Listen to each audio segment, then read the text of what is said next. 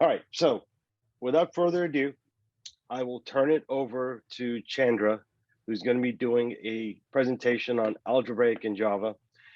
This is the second or third part in the series, Chandra? Second. Second, okay, yeah. You did the previous one at, which event did you do that at? Help me remember which one. Event called DevNexus. No one may know it. All right, so Chandra, I'm going to stop sharing and I will let you take it away.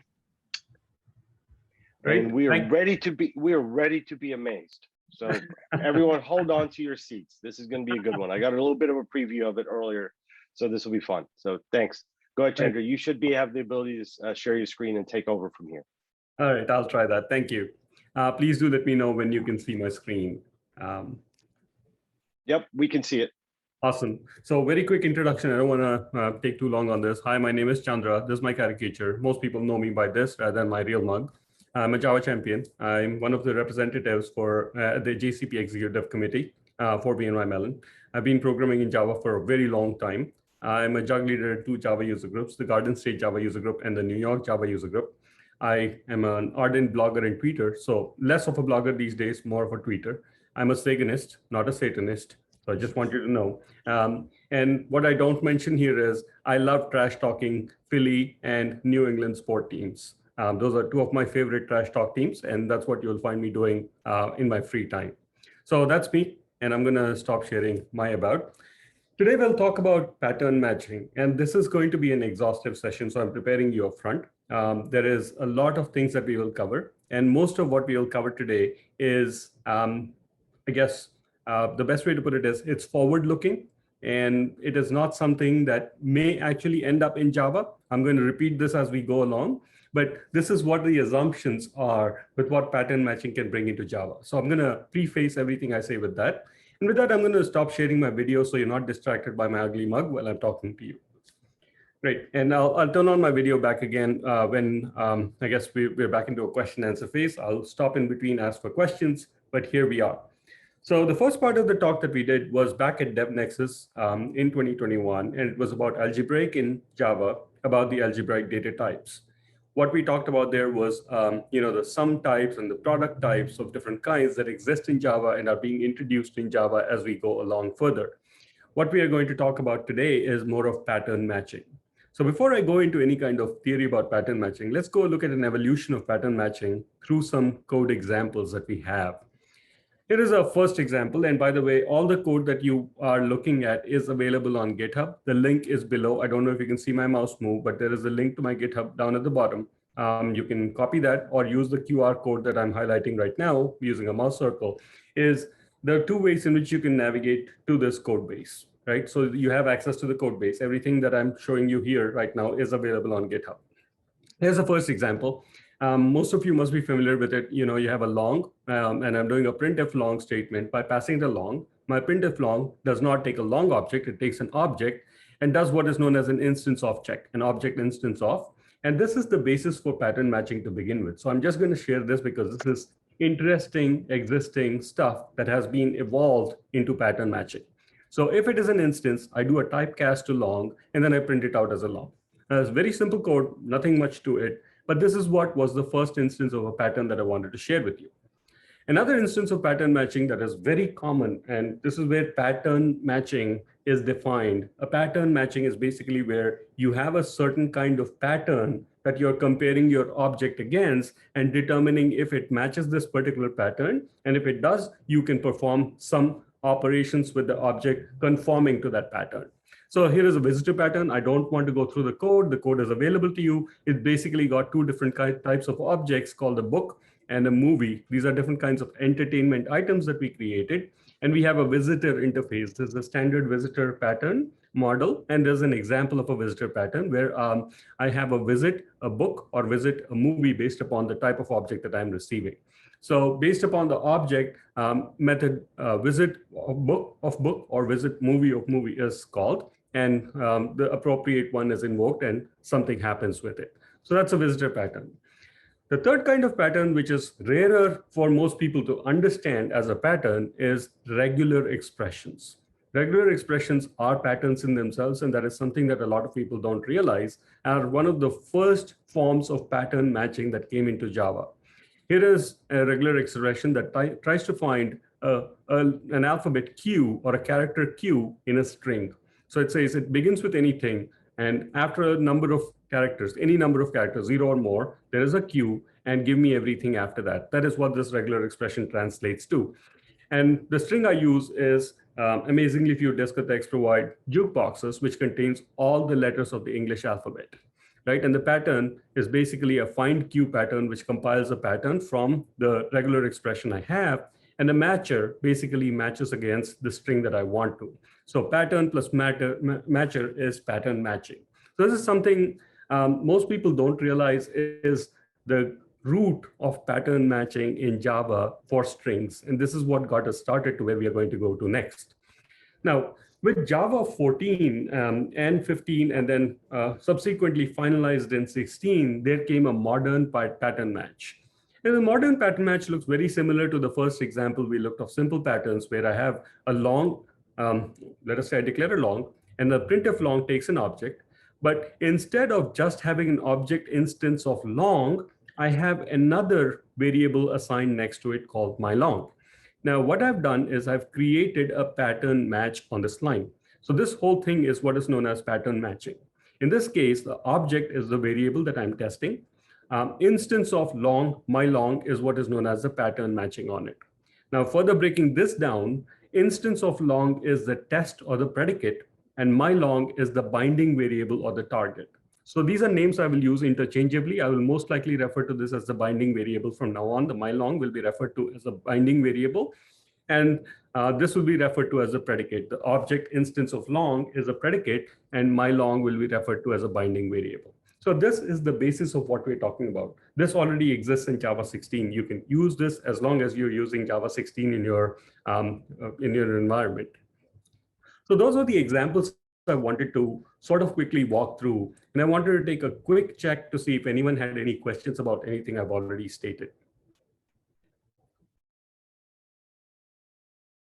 Okay, I hear no questions. And Pratik, can you please keep me honest if there are any questions being typed?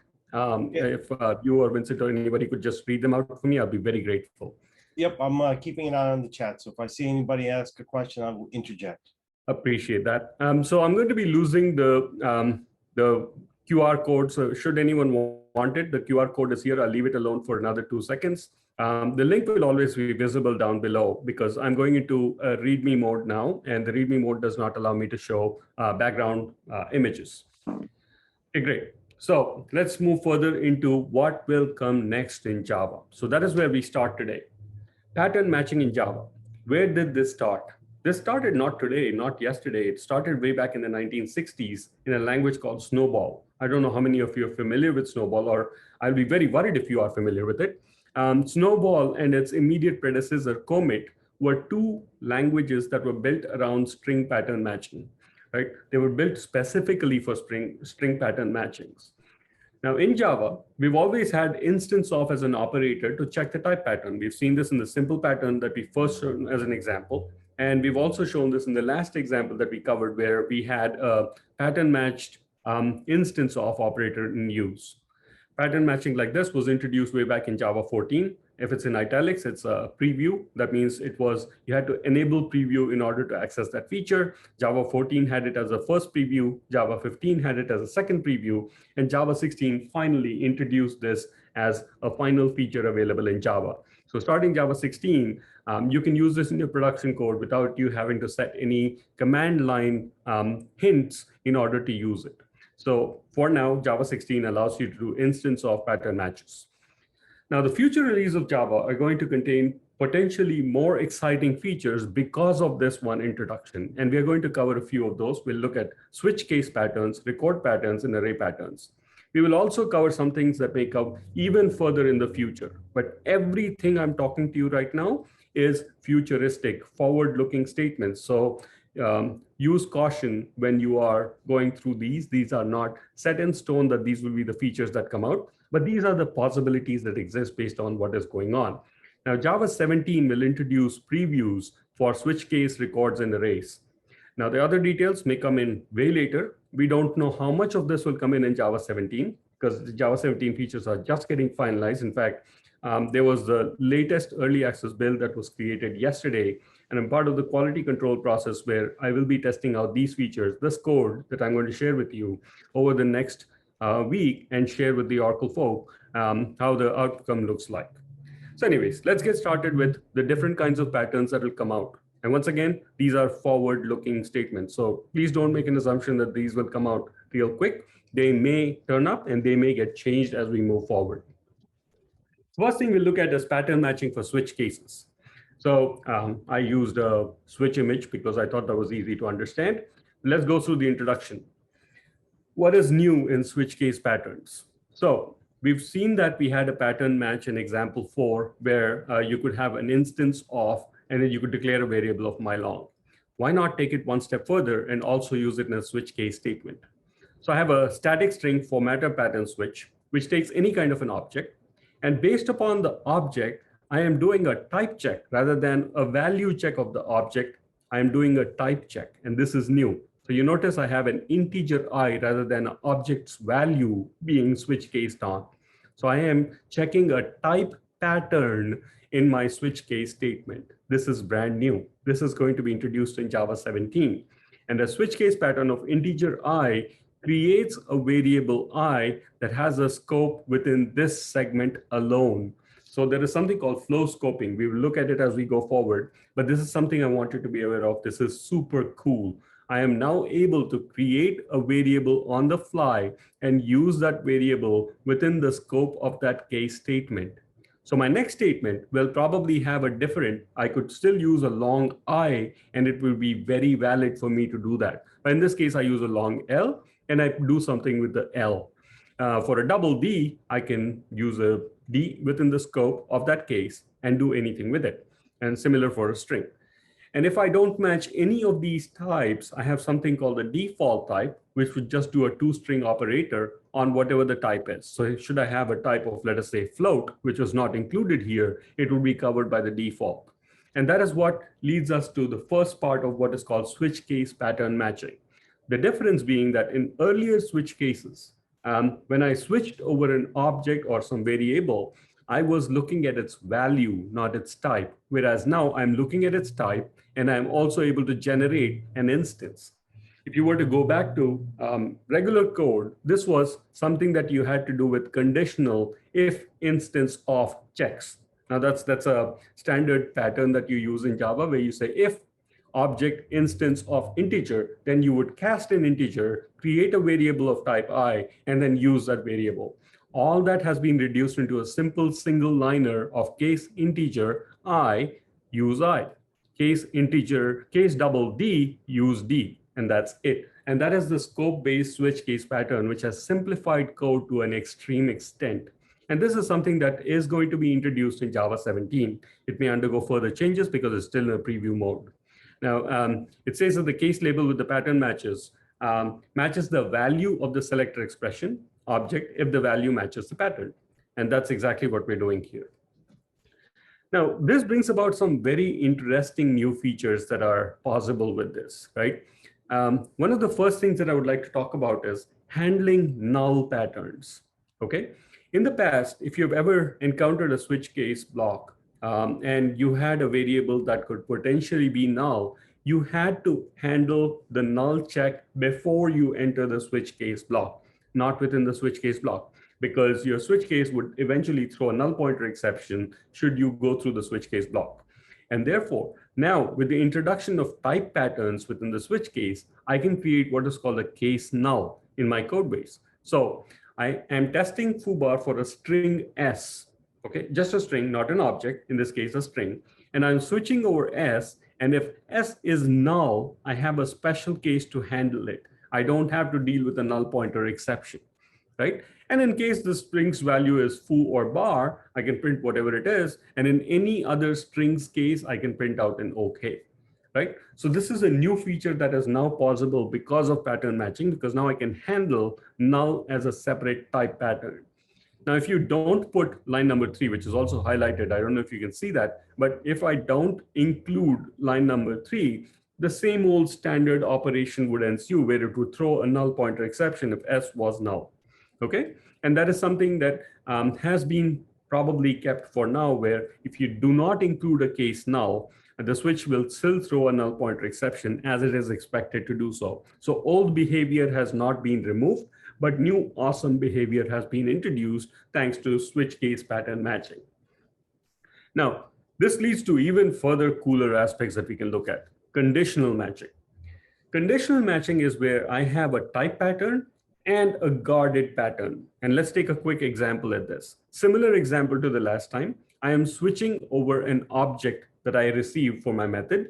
And based upon this object, case integer I, there are two of them. I see two case integer i's. However, the difference is the first one has a guarded pattern with a double ampersand that says, if I am an integer, if I is the variable that is declarable, and if the object is an integer, cast it to an I and only evaluate this particular block of code if I is less than 50.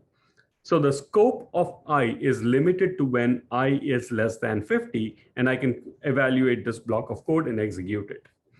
If it is not less than 50, i.e. it is more than 50, in that case, the second I is evaluated and used.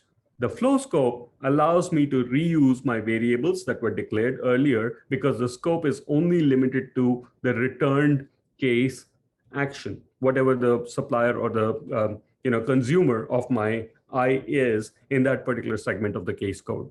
So I can reuse the variable and not get into any double declaration issues.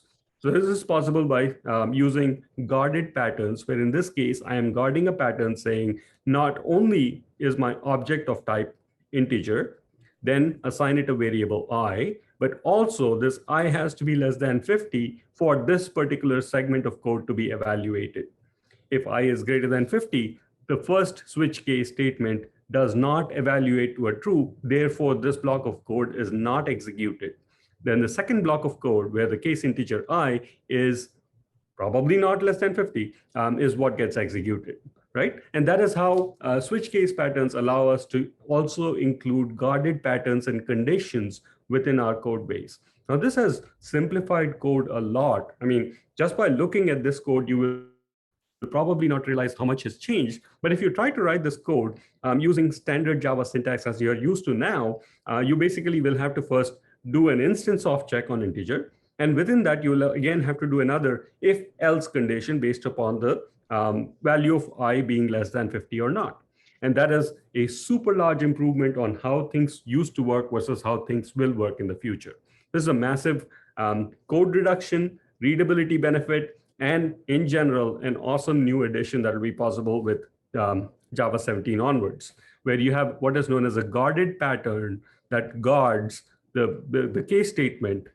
Even though the type matches, the guarding allows you to limit the scope of what you're looking at and therefore execute different flow paths from there on. Great.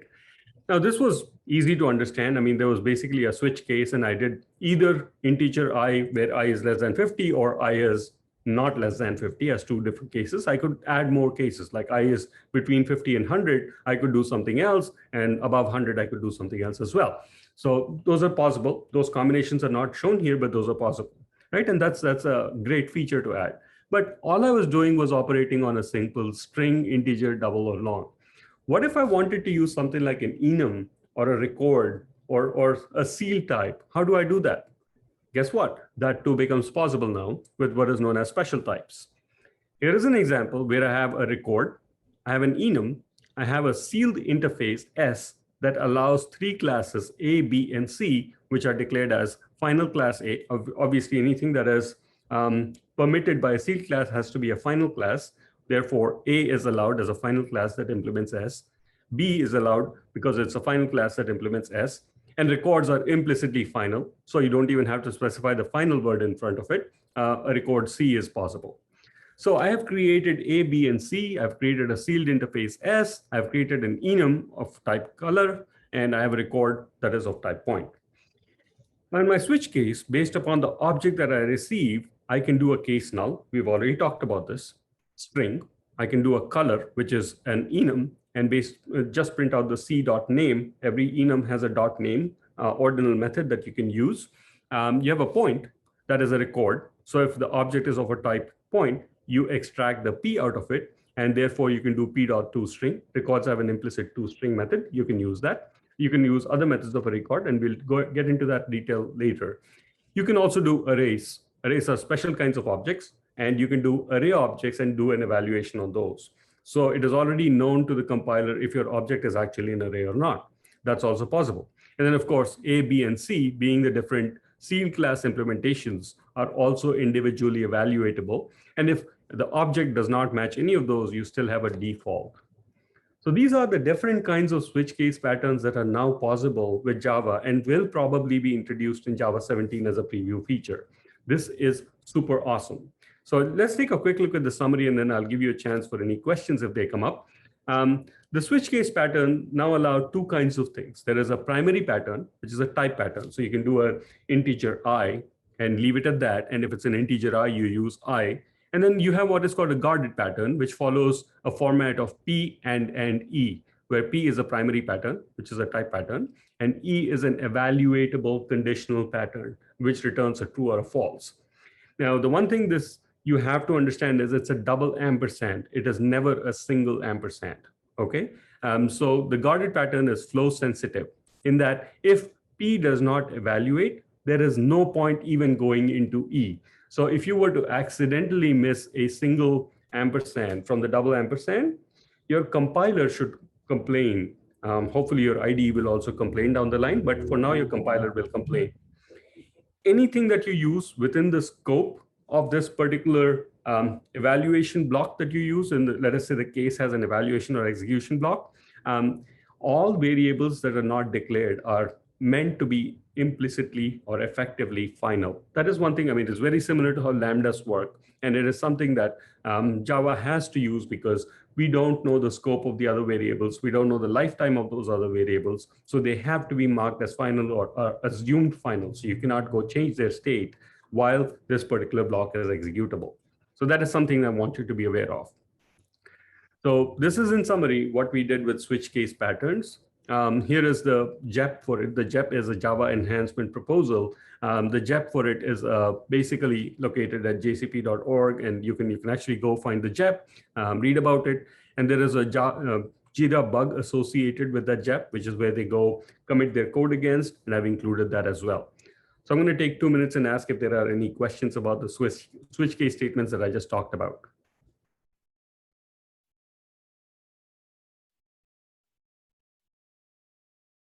I assume there are no questions, so I'm going to move forward. Okay, great. So this was the switch case pattern. And switch case pattern matching is quite powerful, as you have seen. But there are some things that a switch case pattern alluded to, especially in terms of records and arrays, that we need to delve into further. So let's take a look at those. So going into the next thing that we want to look at is patterns for records. I don't know how many of you are familiar with records. So let's take a quick look at record objects. What are records? Records are essentially data objects that hold data, and they are immutable, and they are effectively final objects, because once you create the object, you cannot go change it. You create a new record for it. So within records, hi, is there a question? Hello? Yeah, Chandra, there is one question. Yep. Shyam says, whether the binding variable name can be same in case statements. Yeah, so if the question is, if the test variable and the binding variable have the same name, no, you should never do that. It follows the same philosophy of casting. So think of this as another syntactic sugar for casting. So you do not give it the same name, you give it a different name. But whatever name you give the binding variable has a scope limited to where the binding variable is used. Don't know if that answers Shyam's question, but that's a good question. Chandra, actually the question is, right, whether the binding variable can be same within the case statements, not. Yeah, so we already shown an example of that. So let's go back real quick and take a look, right? So in my switch case statement, if I were to go to, let us say, conditional matching, I have the same binding variable name in two switch case statements. Is that your question? Yeah, yeah. That's correct. So right here, you can see on line number 3 and line number 4, I use the same binding variable name. And this is because the scope of this particular variable is only limited to the execution block of that particular case statement. It is not like other variables which have a scope of the method that they are declared in. This is even further limited. Okay, so think of it more like a for loop. The for loop equivalent, and I can do a for I and have a for loop, and within the next line I can do another for I and have the same for loop without having to worry about it. The same concept holds good. Thank you so much. So follow-up question on this. What other options can we do besides I less than 50? Can you make function calls or call other objects? Yeah, absolutely. So the only catch is that anything that you use has to be marked or assumed to be explicitly or implicitly final. That is the only catch. You can do whatever else you want. It's a guarded pattern. It's a predicate of some sort. So as long as you follow the rules of a predicate and it can return a Boolean true or a Boolean false, is acceptable here. Now, I don't expect you to come in and say, I'm going to use D there, right? You've declared D on line 6. You cannot use D there, right? But you can do anything that the scope of I has, and anything I has access, this particular line of code has access to above it. So any class variables, any local variables declared within the method, they're all fair game. Does that answer your question? Yes, it does. Thank you. Very cool. These are great questions. I like this. Keep them coming, please. Thank you for these questions. Awesome. Hey, Chandra, actually, I have one more question on that slide, if you don't mind. Yeah, please. Can you match from more than one type? So could you actually do case, integer, or double? No, you cannot. Okay. No. So guarded patterns are only for a single type pattern. That is, you cannot do more than that yet. Okay, so I'm going to preface everything I say with a yet, because I don't know the future of Java, but for now, the way it is set up, you cannot do more than one type. And once again, this follows the same rules of, that's an excellent question, Don, because that follows the rules of a hierarchy that we've always followed. There is a covariance associated with this, in that if you declare, let us say, integer, and you declare a number, if you declare a number before an integer, or some kind of hierarchy similar to that, the larger of the two will not allow or will shade the smaller of the two if it is above. So that is something, if you have a throwable and you have an exception, the throwable, if it is above exception, will consume and not reach the exception block. Right? So those are the same kinds of logic that hold good here. If there is a hierarchy, you have to define the lowest part of the hierarchy above. Otherwise, the higher part in the hierarchy will consume that, and you will not get a chance to go to the lower object. So that's something that you have to be aware of. So if you were to, let us say, extend integer and create some other object, let's say my integer, then your my integer has to be placed before integer, not after. That is the only rule that we have to be aware of. It's a standard rule that you use even for regular methods in Java. The same rules apply. Okay. Don't know if that answers your question. It does. Great, thank you. Awesome, loving the questions. Thank you. Thank you. More questions like this, and this is going to be more enjoyable for me as well. Great. So if there are no further questions, I want to go into the next cool feature. And this, I promise you, is probably way cooler than the switch case statement. All right, so here we go, patterns. And here I drew up, and by the way, I spent some time, I actually drew all these pictures myself. So thank you. So this is an LP record for those of you who don't know. And let's talk about pattern matching in records. Records are very new. A lot of people have not yet started using records. So there may be some amount of hiccups in understanding this. Should anyone have any questions about records or are not familiar with records, please feel free to interrupt me. But what are records?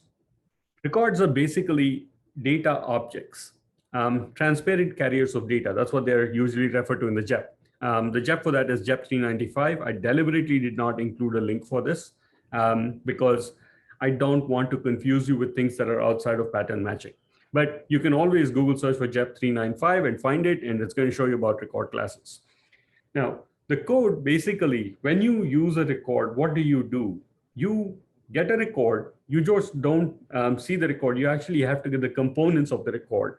Components are parts that make up of a record. In case of a point, its components are its two coordinates, the x coordinate and the y coordinate. They are known as components of this record. And that's what you care about. You don't care about the actual record unless you're looking at what instance this particular object belongs to. You actually care about the data it carries. So in this case, what we're doing as an example is we have a record, somewhere someone declared a record and someone populated it, and it reached our method where we've been asked to print the sum of the x and the y coordinates of that record. So I have an x coordinate and I have a y coordinate, which are both integers in this case. They could also be floats or doubles, but I'm simplifying and I'm just making them integers. So I have an int x and an int y as my point. And I'm basically pulling in that object into my print sum method. And if the object O is an instance of point P, we've covered all this. This basically is the target. This basically is the variable. And this is basically your pattern match. And within the pattern match, this is the predicate. And this, the instance of is the predicate. And P is your binding variable. You get P, and you can do p.x and p.y. That's how records work. Record basically does not have a get x and get y. They just simply have a .x and .y. And I can do a p.x, p.y. And then once I get the variables out of it, I can just do an addition of both of those, and I can print them out, and everything is fine, right? And this is some of the most simple deconstruction you can do from a point to get its data components. Now, I just casually threw out the word deconstruction, right? We're going to talk more about deconstruction a bit, but have you noticed that this is actually pretty tedious? I first have to create a point P and then get to X and then get to Y. Why? Why do I have to do this? What if I directly get accesses to X and Y? Why do I even need P at all in this case? I don't. So let's take a look at the next slide to see what is also possible and coming soon in Java. Here, I have a record of point int x and int y. By now, we must be familiar with this. I'm using integer coordinates. But my print stum, rather than go extract p.x and p.y, I am doing an O instance of point of int x and int y. So this is new. Instead of just doing point, of, let us say, p, which is the binding variable, I have deferred binding by including the components that I'm looking at. So my components are being bound rather than the actual record object.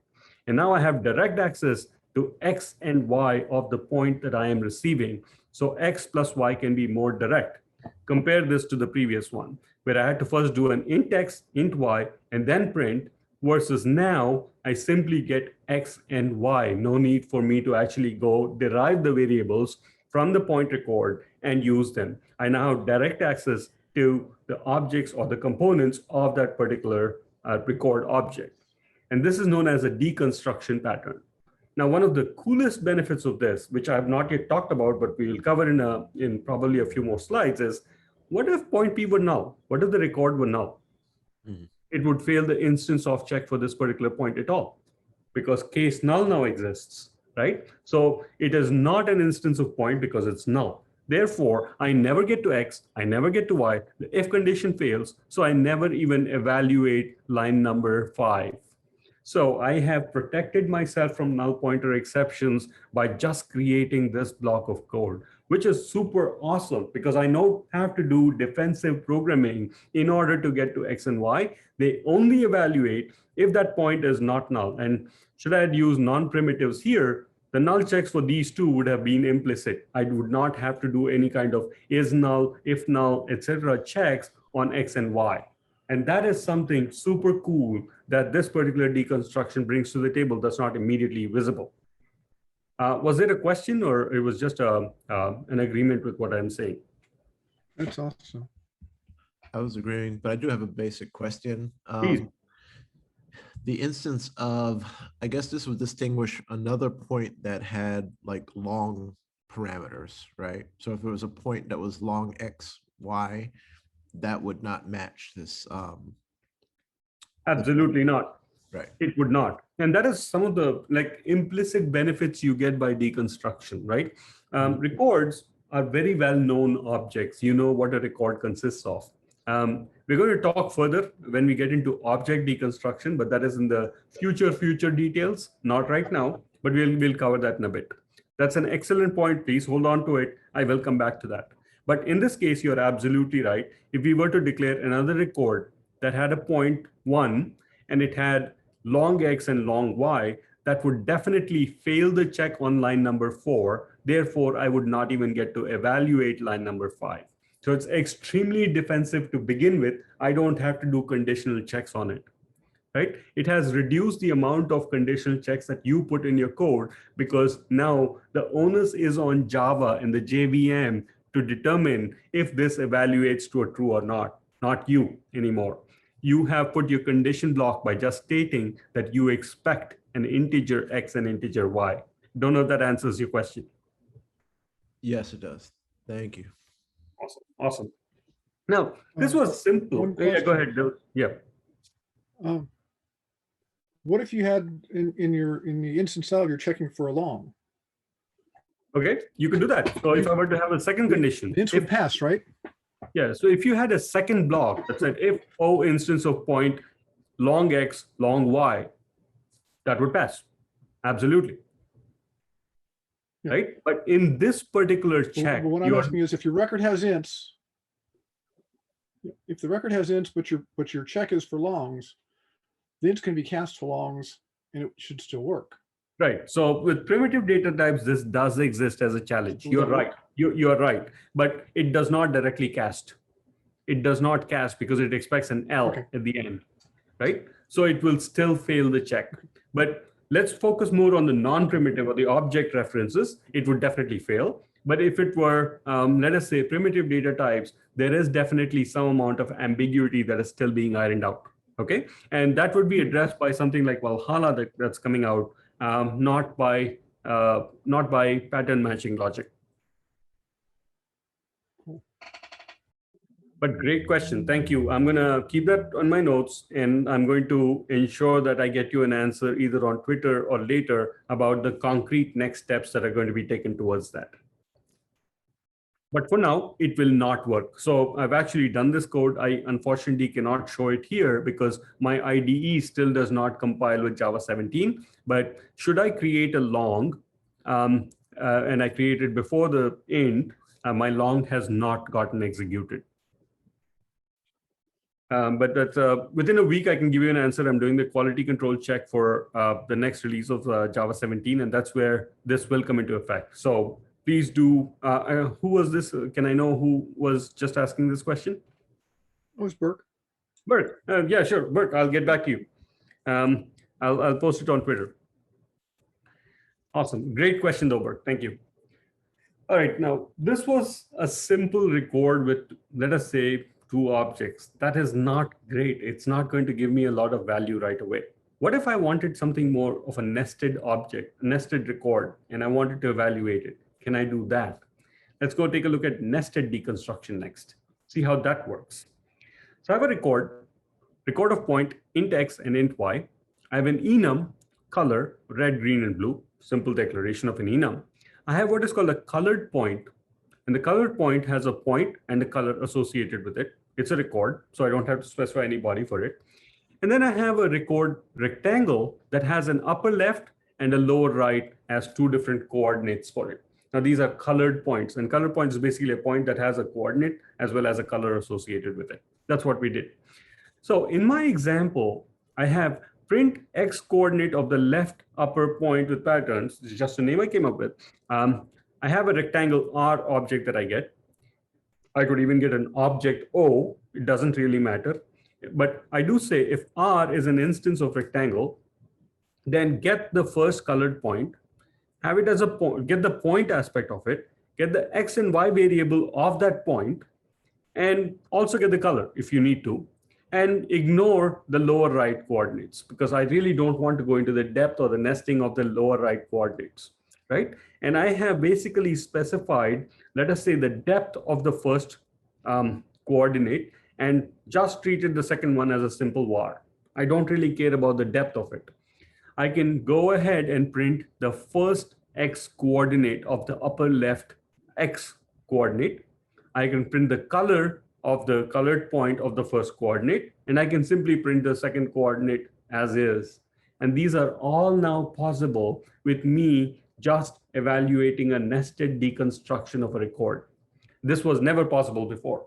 And if you were to write this code with current Java, I can assure you it is more than the 4 lines that you see. It is probably 10 to 15 lines of code with a lot of cyclomatic complexity associated with it. And all that has been reduced by me being able to write this one line of code. And this is awesome and powerful. Now, once again, what if colored point upper left was null or lower right was null? How do I handle it? And you can clearly see that the null checks here would fail, and this particular if condition itself would evaluate to a false, and you never get to line 12, 13, 11, 12, 13. And that is something that has been, that is one of the most amazing features of pattern matching that has now come up. Nulls don't match for instance of, so null checks are now made redundant, and null pointer exceptions will become further a thing of the past. Optionals introduce this, and pattern matching is taking it to the way next level where you don't have to worry about null pointer exceptions anymore. And this is super awesome. This is a feature that I think will be celebrated once it comes out. And this leads to a lot more possibilities. I'm not going into all the details because of the scope of what we have today, but there are some amazing possibilities that stem from you being able to declare deep down to the lowest depth of a nested graph of an object, get to the object or get to the exact attribute or variable that you need to and use it instead. And that is something that was not easily doable in an older version of Java. And this is coming soon to a Java near you. Now, all this was fine. What did we do first? We actually deconstructed a record. We saw a point P, and then we were able to basically deconstruct the point P into its X and Y coordinates. We printed it out. Then we also did some nested deconstruction. We created a complex object graph. We were able to get to the exact values that we were looking at in that graph, and we were able to perform some actions with that. What if you have variable arguments, var args? How do you handle that? Here's an example where I have a multicolored point, a point that has multiple colors associated with it. And I just made this up. I have an int I and int j. These are the coordinates, the X and the Y coordinate equivalents. And then I have several colors associated with it. I don't know how or why, but think of a point that can have several colors associated with it. Now, I can create an object that is just an origin object. It just has a 0, 0 coordinate, no color associated with it because colors is a var args. So it can take nulls. I can also create a red object, which basically is a multicolored point at coordinates 1, 1 with a red color associated with it. And I can create something called a colorful object, which is a multicolored point with 2, 2 as its coordinates and 2 colors, red and green, associated with it. I can create any number of combinations going forward as well. And with the pattern matching capabilities that have been introduced in Java 17, M can match the pattern of multicolored point var A and var B if it does not have any colors. So only var origin in this case would match the first check, multicolored point of var A and var B. However, if I have a pattern match of that says multicolored point var A, var B, var first, it would only match something that has exactly one color, nothing more, nothing less. So only one color is matched by var A, var B, var first. So the first color alone. And then I have something called multicolored point var A, var B, var first, and then ellipsis, var args. In this case, it will match either the red or the colorful because it needs the first color. It will not match the origin because there is no first color for the origin. And you can be that specific in your pattern matches using record pattern matching. And that is super awesome and powerful, a feature that has been introduced in record pattern matching. All right, quick summary on this, and I'll take some questions after that. Code patterns promote for a more declarative, null-safe, and expression-style object-oriented programming. You notice that we actually don't have to do a lot of if, then, else conditions or an if, else, else, else, else conditions. And the real power of pattern matching comes from how it can scale to extremely complicated and nested object graphs. Pattern matching also allows us to decompose objects, and we don't have to worry about nulls. We don't have to worry about null pointer exceptions, and that is amazing. The general grammar that you use is there's a type pattern, instance of check, and then there's a record pattern. And a record pattern usually uses some reference type and some arguments, and we've seen all that in the previous examples, right? Either you can pass in a deconstruction of the record type, and if it's a nested record type, you can go delve as deep as you want to. And that is something super cool introduced in record patterns. Now, record patterns has a JEP of JEP 405. It shares this with the array pattern matching instance. So the next set of conversations we'll have, and these record patterns share one single JEP and one single ticket. So I'm just letting you know front, they are very similar in nature, records and arrays. They have known number of objects, and deconstructing them is extremely similar. So the next section we will look at is very similar to this section, but I just wanted you to be aware. So I'm going to take a quick breather and ask if there are any questions I can answer.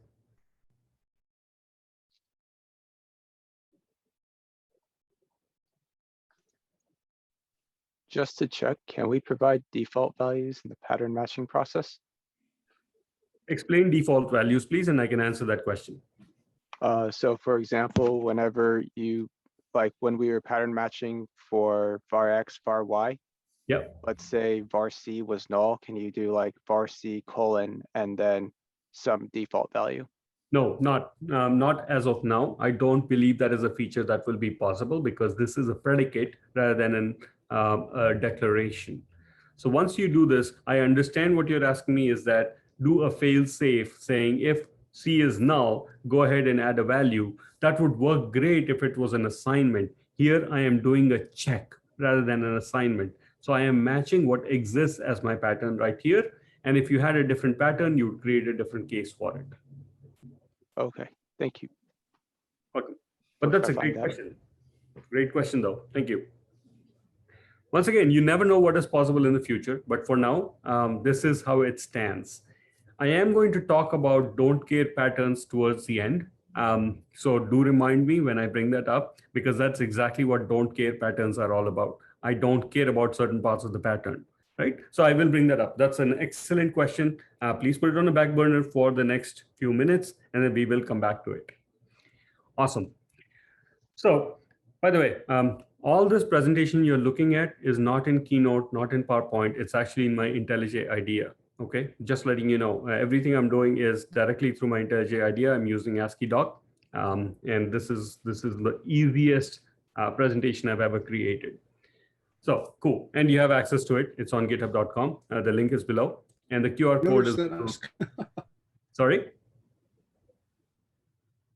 Hello. I actually noticed that earlier. I was going to ask you, and then I saw it was ASCII doc. I was like, oh, that is cool, because you can jump back and forth. You got a lot of control. I don't know if you came up with this idea yourself or if you found somebody, but this is a great way to do things. It looks great. Yeah, this is me. I have not looked at anyone else. Maybe others have done this too, but I've been using this for a while, and this is super amazing. Yeah, all right, very cool. ASCII doc, yeah. No, this is good. And I'll just share with you, right? The code is as simple as this. This is the code that you're looking at. This is exactly the code you're looking at out there. I just wrote this code and it translates to this ASCII doc for me. Right, great. All right, so we saw patterns for records. Let's now go into patterns for arrays. Array patterns are very similar. They do have some distinctions from the record objects that I wanted you to be aware of. But before I get into that, I'm going to take a quick sip of water, so bear with me.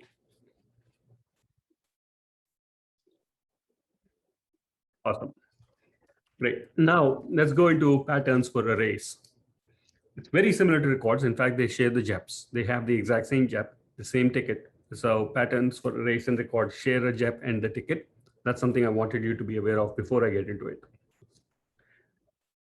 I have, in this example, I have a string array, and the string array has 3 items in it. It has a hello item with a space, obviously, a world item, and an exclamation points item.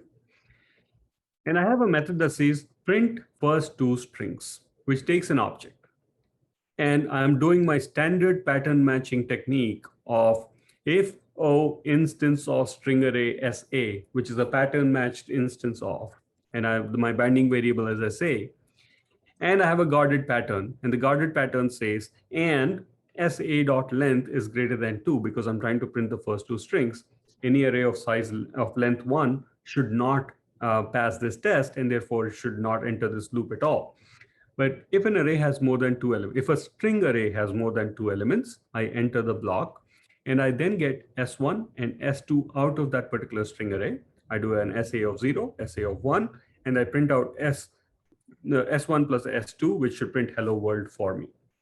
Very simple logic. What I've done is I've pattern matched on an array, and I've created a binding variable SA of type string array.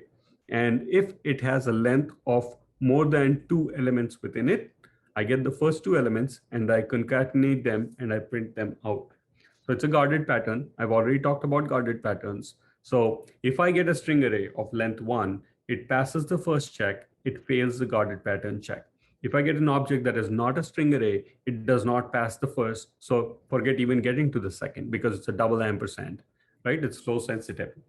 So that was simple. Now, once again, as with records, this is tedious. Why do I need SA? I don't need SA. I actually need SA of 0 and SA of 1. Why do I have this unnecessary variable? Can I deconstruct just like I did in records? So I'm going to reuse the same word, deconstruct. It's an important word to remember. So let's go deconstructing components of an array. How do I do this? In this example, I have a string array. I have the same set of items in my string array. And in my print first two strings, I get an object O, and I then declare the super cool logic. I say O instance of string array. I don't declare an SA. I then directly get S1, S2, and a var args after that, which means any string array with a minimum of 2 elements will pass this particular predicate check and this particular pattern match.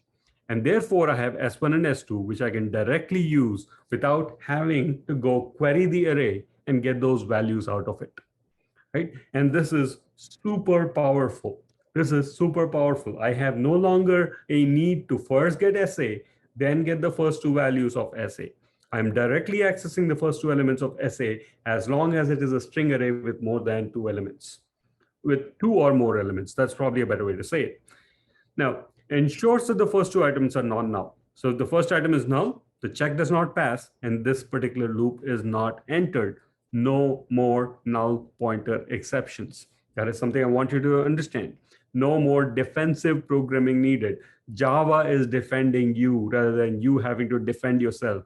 And that is super amazing and powerful, right? The lesser the null pointer exceptions, the better off we all are. And that is something Java is providing for us by doing the null check right here on line 7, where it says, if element 1 is not an instance of string, you fail. Element 2 is not an instance of string, you fail. Now in a string array, why is it possible for something to be not a string? Only if it is null. And if it's null, it fails the check. And that's when you do not enter this loop. So you have protected yourself from a null pointer exception already. Now here I just used a println. You may be doing something more complex, but you no longer have to check for nulls in this case. Now, there is something to be missed in this, right? This is awesome. This is very powerful. But what if I actually needed SA? How do I do that? What if in addition to getting S1 and S2, I had a need for SA as well, because I wanted to say print the length of the string array? How can I do that? You cannot. Now that is something known as an as pattern, not to be confused with the animal as, but it's called an as pattern. Haskell as is an at the rate. I think other languages have an as feature in them. The pattern in general is called an as pattern, and we will cover that in our other details section. So once again, put this on your back burner, and we will come back to this as well. And I promise you, because I wrote this particular documentation, I know I have this in the appendix. Awesome. So this is something where I have a string array, and although I don't have direct access to a handle of this string array, I know that this string array has a minimum of 2 elements within it, and those 2 elements have to be non-null, and I'm able to access them and use them in my code base. And that is how I declare with a curly brace the individual or deconstructed components of a string array here. Now, this could be extended to anything else. I'm just letting you know that this is possible. This is fine. What if I wanted to do something more complex? What if I had a multi-dimensional array or an array that had, let us say, records in it? So I'm going to skip the multi-dimensional array because it's very simple. I'm going to just do multi-dimensional array of records, which is more complex. So let's take a look. In my example, let's hypothetically assume that I have an array of point objects, and point, I don't want to repeat myself, is a point of int x and int y.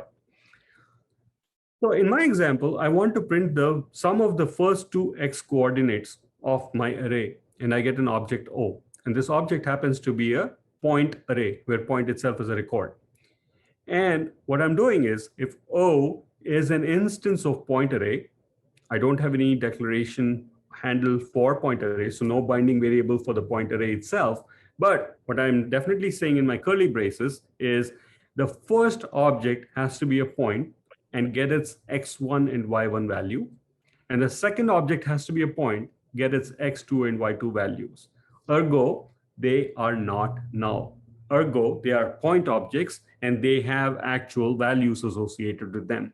If any of these in this particular equation, and I may actually be using integer objects rather than int objects, x1 is an integer, y1 is an integer, x2 is an integer, y2 is an integer, I am implicitly performing null checks on the object itself and the coordinates within the object as well.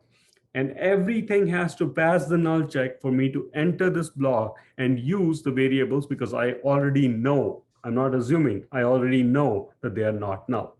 And that is something, had you had to do with a previous version of Java, would have been a nightmare to write code for.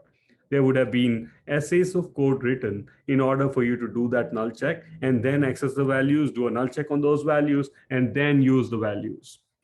Right? And then you have conditional blocks on what if x1 is null and x2 is not null? What if y1 is null and y2 is not null, etc. All those combinations are avoided by you writing this one chunk of code. And that is super powerful. Okay, and that is something Java offers you now with multi-dimensional array pattern matching.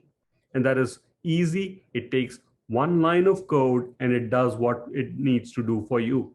And this code does something more, which I've not yet explained, is you have to have a minimum of 2 points in your point array to reach this particular line number 7.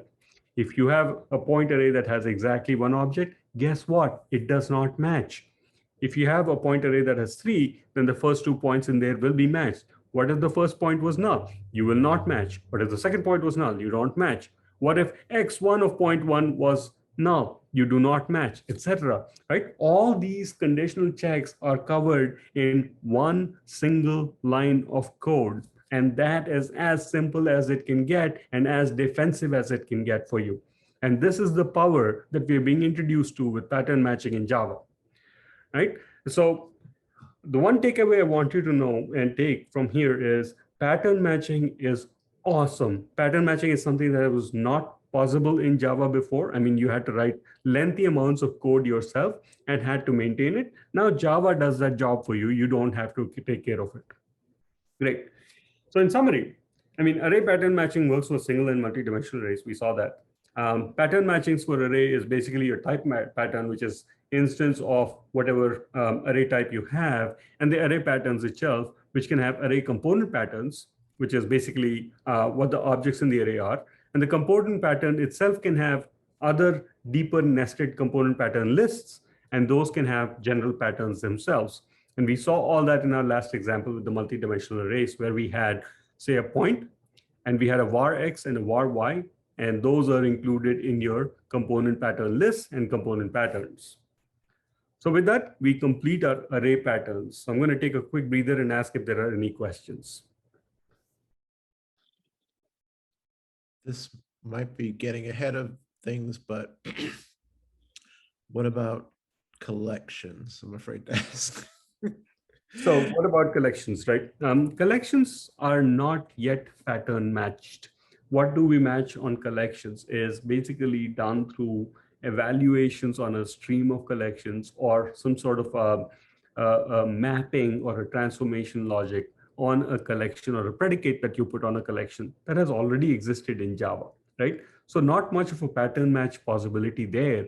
It already sort of exists because you can do predicates on a string, for example. You can just do a filter on a predicate, and that's exactly a pattern match. Right. Yep. Right. So that is being covered. What was not covered is what was ignored before is records, arrays, objects, and other kinds of pattern matches, right? Type-based pattern matching. An array for most collections for that part have generics associated with them. So you don't necessarily need a pattern match to get to your object. You actually need the object's value, right? So Right. while Java moved a lot ahead on the collection space, a lot of other things got left behind, and that's what now Java is catching up with. This is more functional style programming. And if you notice, the terseness of your code indicates more functional programming styles. And that's what most functional programs claim, is that Java is too verbose. Guess what Java is doing? Reducing verbosity. You are actually seeing Java do things for you instead of you having to write defensive programming. You don't need that with collections. It already has that built in with your generics and type schematics and your covariances, etc. Does that answer your question, Vince? Yes, sir. Great, awesome. One question I have is a little off the wall, but in the case that we see that we have a defensive coding where we see that, an example of the array, you said if I have an array and it has a null in it, that's something we will actually not going to process because we're going to call that an exception case. So we're not going to allow you to go in a loop. Is there an else here? There is no else yet, but in a switch case, we have a case null. A null equivalent of that would be a var. You could create a var. So I could just do var .1 instead of, say, writing this bit of code, and that would pass a null check. You understand what I'm saying? Cool beans. Yes, I do. Okay. So you could do that. I would not advise you to do it, but it is possible. I don't know why we would do it, but yes, it's possible. I was just saying, you can go in there on a conditional, yes, but what about the other? Yeah. The dark side. The dark side, my friend. I am going to go through that as well in my appendix. So bear with me until I get there, right? There is something called a don't care pattern, which is super awesome. And that is going to answer a lot of the questions that are coming up, but that's future. Everything I covered thus far is future, right? And it is forward-looking statements, and everything I covered could change. So nothing I cover here is guaranteed to happen. I'm reiterating myself. These are all fantasy stories that I'm building out right now, right? These are possibilities that exist. And a future fantasy, building on top of the current fantasy, is where we will go into don't care patterns. And once that comes into Java will be super amazing. So we'll get there. I promise you that in the next few minutes. Awesome. So the JEP for arrays is the same as the JEP for records. Nothing different. Records and arrays have almost the same kind of models in how they work. And they share the same ticket that code is committed against. That is the JEP, the JDK 8260244. So links are there. My code is available. You can always check this code out, and you have access to everything that I'm showing you on the screen. It'll look not so cool on a browser as it does in my IDE. My IDE does give me some features that are not possible in, let us say, GitHub or GitLab. Also, just letting you know, my Twitter handle is down there at Siguntur, in case you wanted to connect with me on Twitter. I'm very noisy though. I'm just letting you know up front. So please exercise caution in trying to follow me, because you will get a lot of tweets. Great. We covered a lot. So let's just quickly summarize what we did. We covered patterns for switch case. Switch case allows you to do type-based patterns. It allows you to do type patterns plus guarded, and it allows you to do null checks, and it allows you to do a lot more things that we covered. A lot of amazing stuff's coming up in switch case patterns.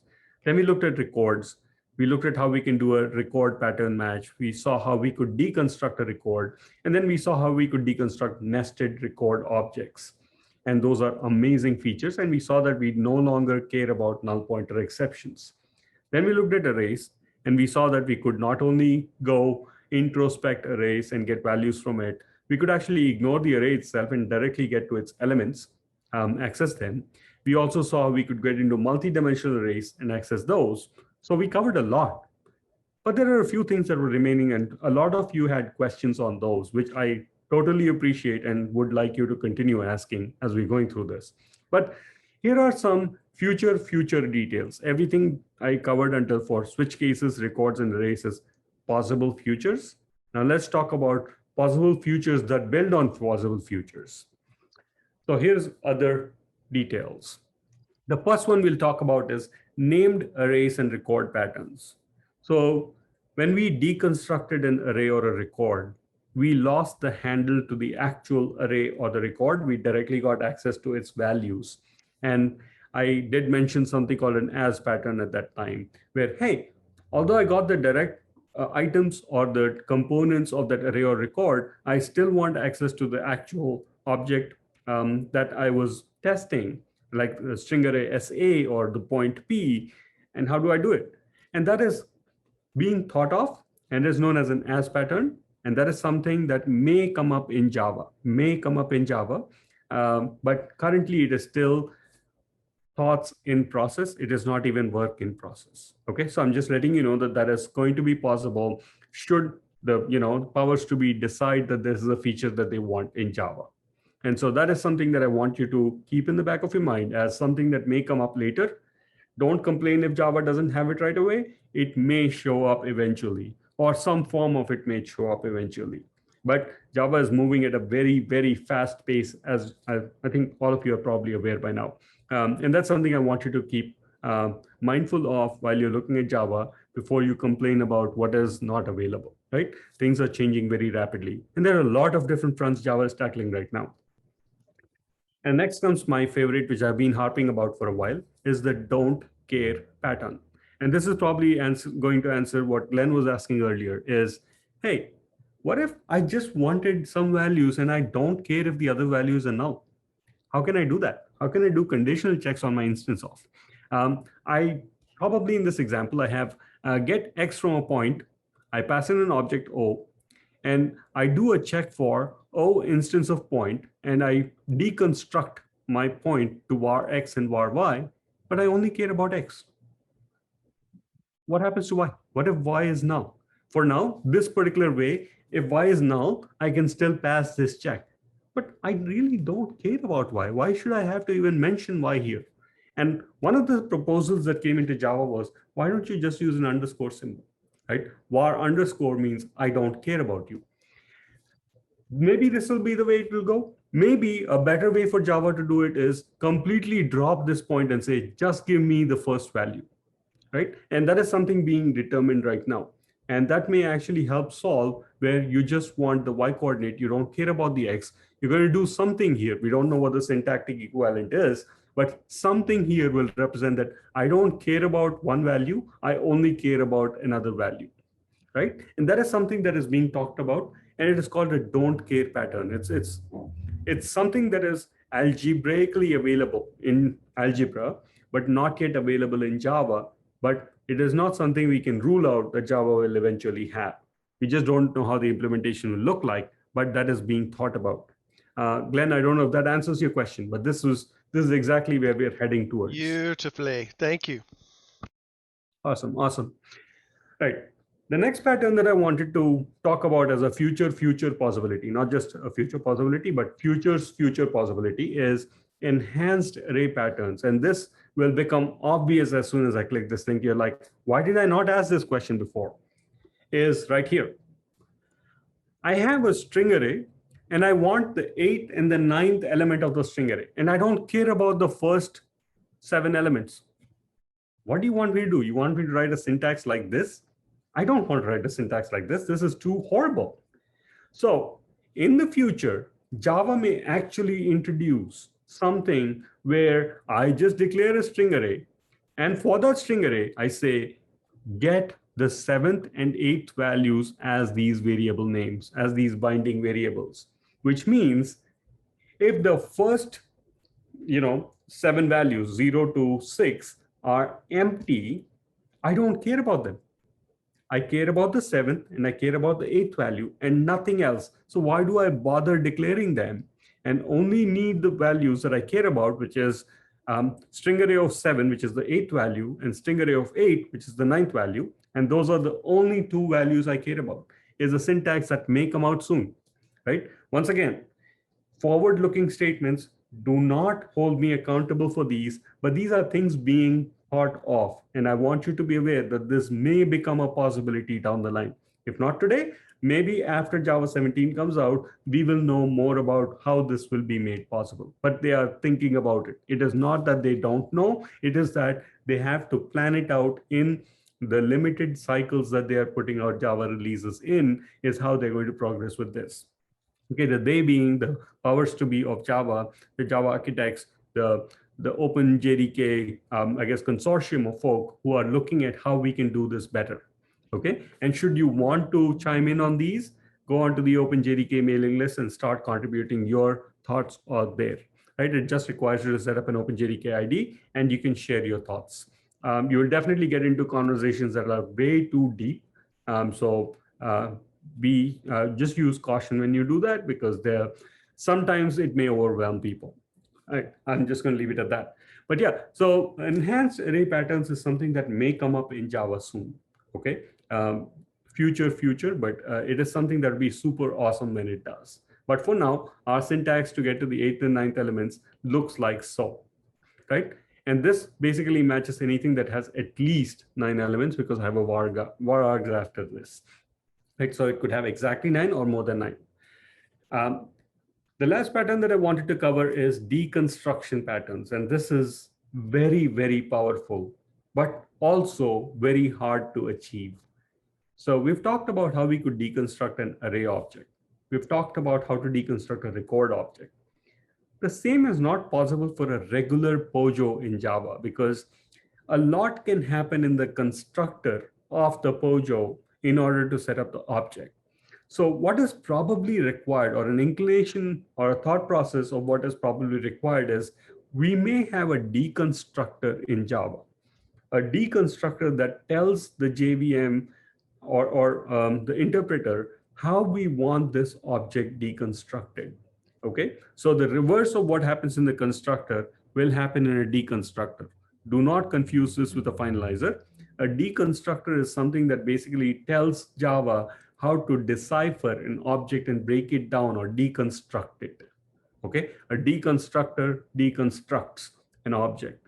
And that is probably what is required for POJOs to be able to sort of expose themselves to the same deconstruction patterns that records and arrays currently will enjoy in Java 17.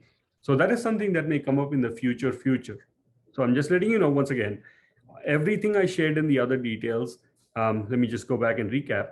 Named array as patterns, don't care patterns, enhanced array patterns, and deconstruction patterns for POJOs are future possibilities. Everything else I covered in patterns are future possibilities that may come out in Java 17, right? And that is where I'm going to leave it at. And with that, I end my presentation, and I thank you for your patience in listening to me. I'm open for questions now.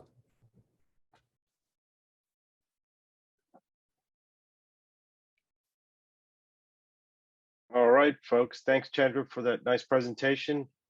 Let's see if there's any questions in the chat.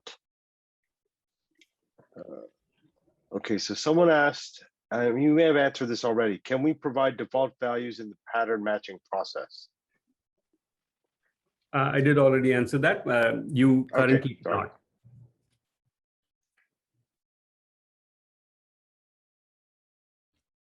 Okay, more questions for Chandra? Not a question, but a comment. I mean, that was very cool. And I like what you're saying about the possibility of things like null pointers, handling null pointers is going away, and it's because we're becoming more functional. Is that what you're saying? The language is becoming more functional? That's correct.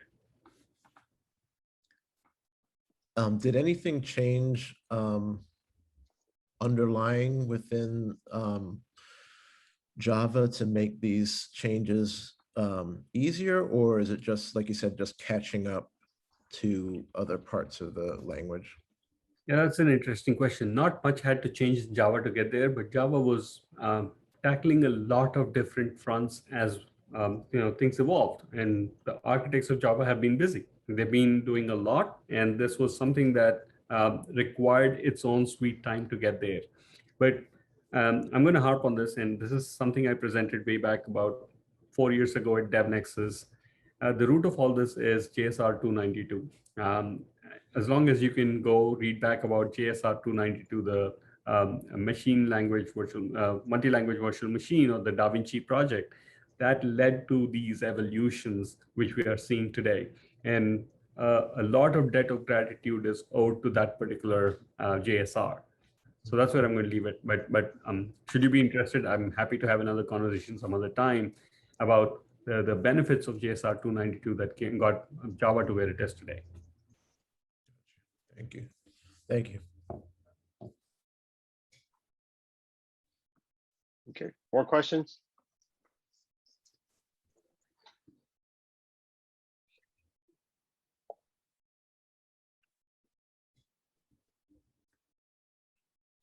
So Andrew, you have a question about the first topic in the series. I gave it at DevNexus. It's available on YouTube. I'm happy to share a link. Maybe I can just post it here on the Zoom chat. Give me a second and I'll find it and I'll post it out there. Yep.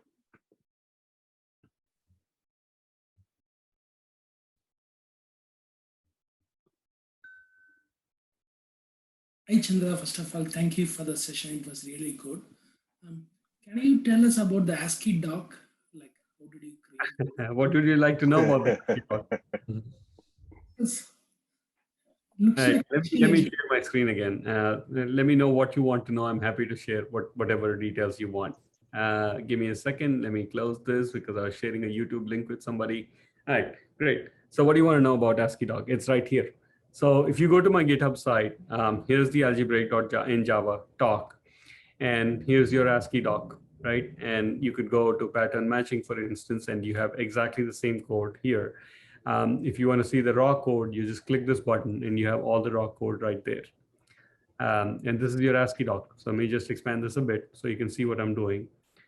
And this is exactly the code you're seeing out there. I have my links and I have my text, and it converts into this particular text that you see here. And this text matches this particular ASCII doc. So first known usage is snowball. It's in bold. It's in asterisk, and you see snowball is in bold here. That's what we do. That's as simple as that. Yeah. ASCII doc is pretty simple. All I did was, in the end, I created a table, and that table has my navigation bar, and it tells you a previous link, an upward link, and a next link associated with it. That's all there is to it.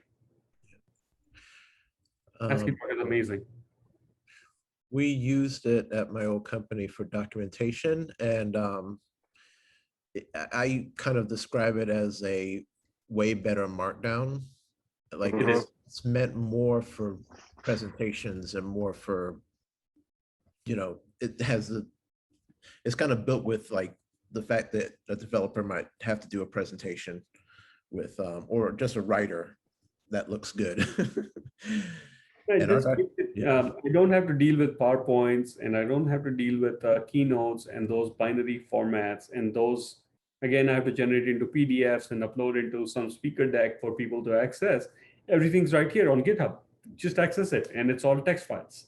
And so it doesn't even take up a lot of space, and it renders very beautifully in the IDE. If you've not noticed, I mean, I didn't have to spend a lot of time putting up bells and whistles. It's a clean interface, and it just simply works. And I think, doesn't GitHub automatically translate it to? It does.